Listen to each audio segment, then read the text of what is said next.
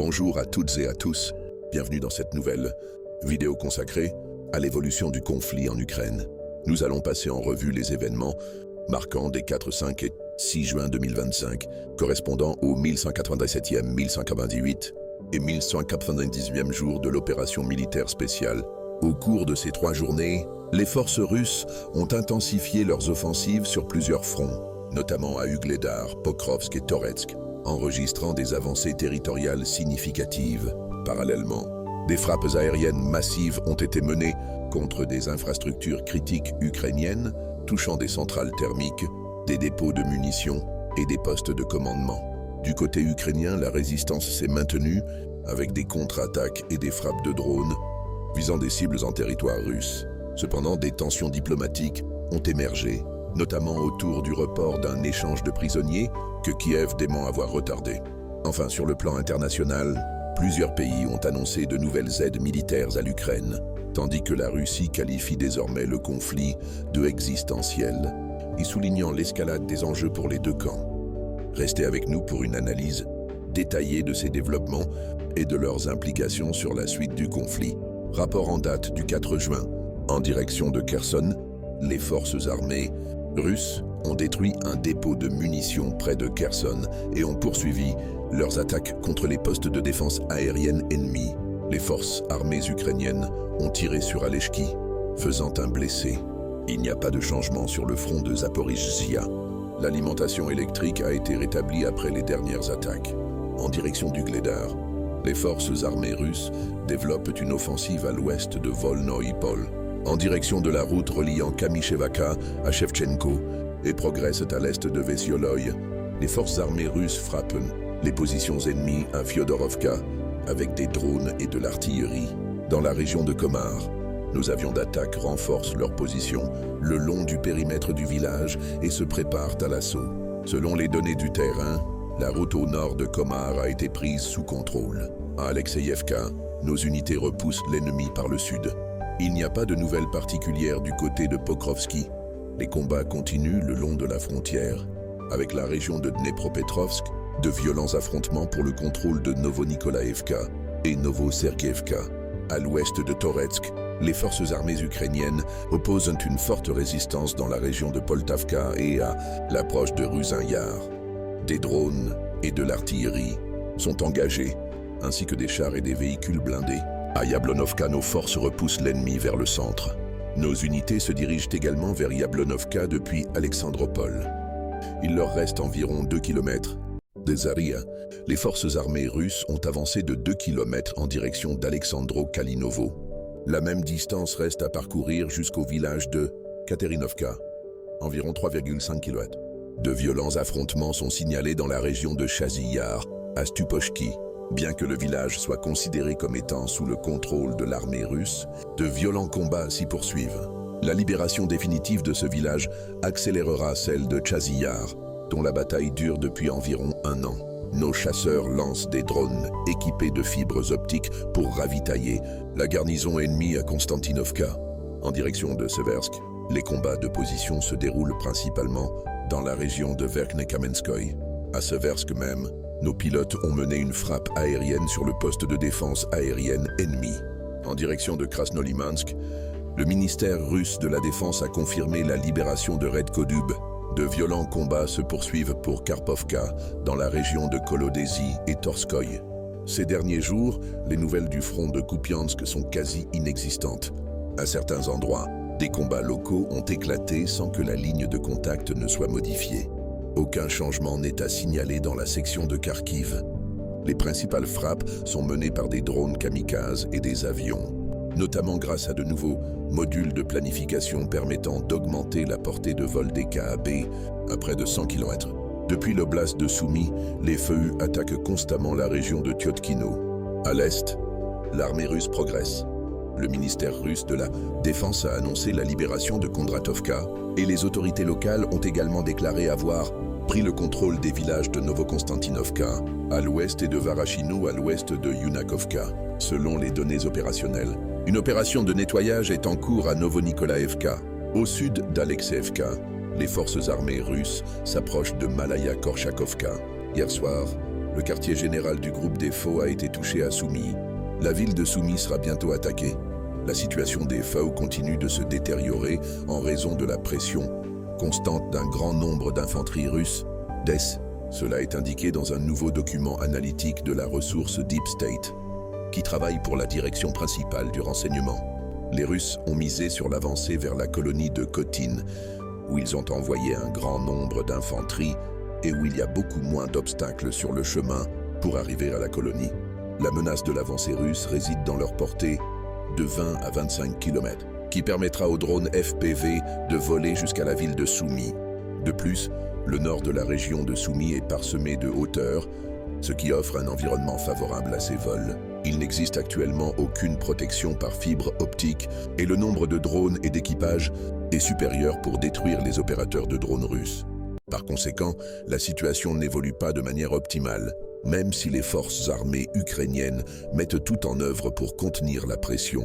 Indique l'article. Au cours de la nuit, les forces de défense aérienne ont détruit 7 drones ukrainiens au-dessus de 3 régions.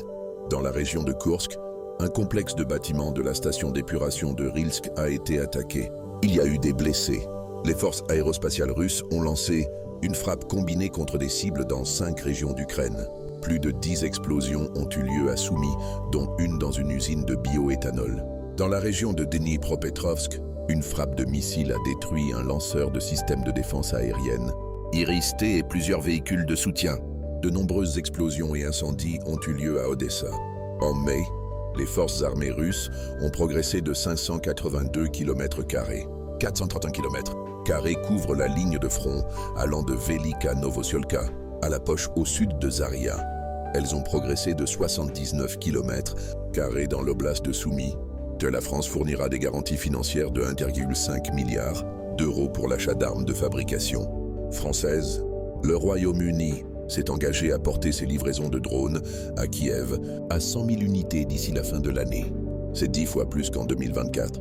Voici à quoi ressemblait le 1197e jour du SVO, rapport en date du 5 juin. En direction de Kherson, les forces armées russes ont détruit un dépôt de munitions et plusieurs installations militaires ennemies.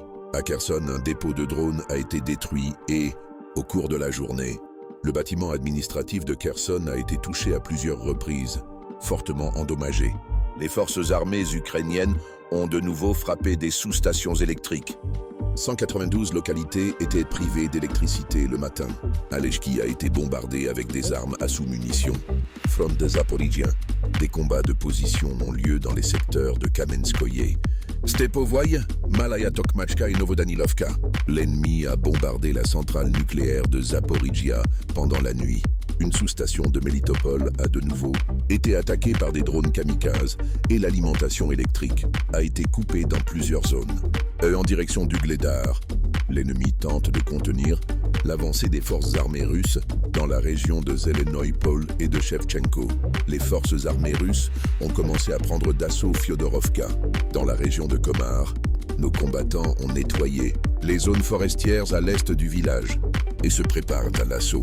À Alexeïevka, les forces armées ukrainiennes sont localisées dans la partie nord du village. Sur le front Pokrovski, à l'ouest d'Orekhovo, les forces armées russes ont percé les défenses des FAO à la frontière avec la région de Dnipropetrovsk et consolidé leur position de ce côté, et ont également progressé à Oudachny sur le flanc, et l'ennemi retire ses réserves et contre-attaque à Nikolaevka. Au nord de Novo-Ekonomicheski, les forces armées russes progressent de Shevchenko-Pri à Koptevo. Sur le flanc ouest de la direction de Toretsk, l'ennemi tient la ligne Poltavka-Roussine-Yar, mais cela est rendu possible grâce à l'approvisionnement constant en réserve. Dans la région de Yablonovka, les forces armées russes repoussent les forces armées ukrainiennes et progressent vers le centre du village. Une avancée est observée depuis Zaria vers le nord. Au nord de Toretsk, des succès tactiques sont enregistrés dans les régions de Kurdyumovka et de Dachnoye. Dans la direction de Chassoviarsky, des combats actifs se déroulent dans les quartiers sud de la ville et dans la région de Stupochki. Il n'y a aucun changement sur le secteur Seversky du front. En direction de Krasnolimansky, de violentes contre-attaques se déroulent pour Karpovka. Les forces armées russes ont étendu leur contrôle sur les territoires à l'est du village. Du côté de Redko-Dub et Novomikhailovka, les forces armées russes se battent pour des bastions près de Novi, Mir, la bataille pour Kolodesi, et le barrage dans la région de Mirny, contrôlé par l'ennemi, se poursuit. À Torskoye, l'ennemi mène de puissantes contre-attaques.